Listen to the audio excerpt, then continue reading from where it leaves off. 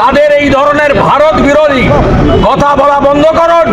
বাংলাদেশ সনাতনী জাগরণ মঞ্চের মুখপাত্র ও হাটহাজারী পুণ্ডরিক ধামের অধ্যক্ষ চিন্ময় কৃষ্ণ দাসের মুক্তির দাবিতে অন্তর্বর্তী সরকারের প্রধান উপদেষ্টা ডক্টর মোহাম্মদ ইউনূসকে কঠোর হুঁশিয়ারি দিয়েছেন পশ্চিমবঙ্গ বিধানসভায় বিরোধী দলের নেতা ও বিজেপির এমপি শুভেন্দু অধিকারী।